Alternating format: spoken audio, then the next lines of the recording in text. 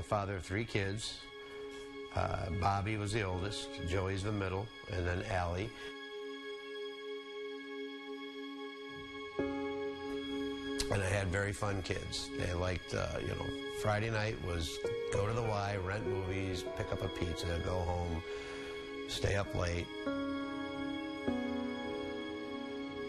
She was an all-star sports, traveling softball, basketball, 3-point shootout champion in the city of Rockford.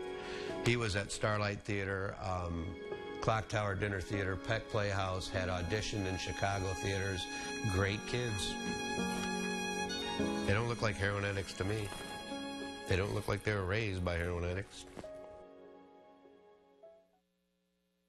I was of 3 siblings, and now I'm the only child that my family has left.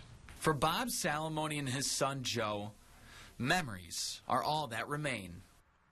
I cherish their memory, and there's not a day that goes by that I don't think about either one of them. Memories of their loved ones, Bobby and Allie Salamone. I would give anything in the world, including myself, to have them back. Back to before the pain. It's a demon.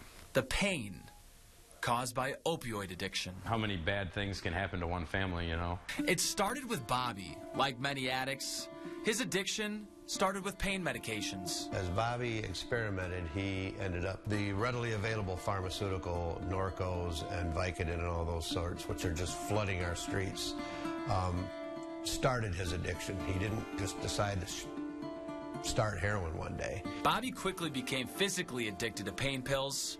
Once that supply ran short, he quickly moved to heroin. Started out, by his own admission, snorting it, and then graduated to the needle. Tried treatment a few times, and to no success, and then moved out of town. He moved to Florida, where he started to turn his life around. He got an apartment, a job, a fresh start. A new beginning, short-lived. And his grandfather called me from Florida, and the minute I saw that name on my phone, I said, he's either in jail or he's dead. So I answered the phone, and my ex-father-in-law was in tears, and so did I. I started crying. He was gone. Bobby was found dead in his apartment at the age of 21. My kid was loved by everyone in the city, everyone he ever met. He has the dubious distinction of holding the highest attendance of any funeral ever at the funeral home he was laid to rest at. That was the mark my son left behind. When Bobby passed, his brother Joe was just a teenager. At 17, I was angry. I thought that was stupid of him. 12 years has gone by since. Knowing what I do now, I didn't realize what kind of illness that is. But, you know, you realize that it becomes more than that. Soon he and his father would see the effects of opioids once again.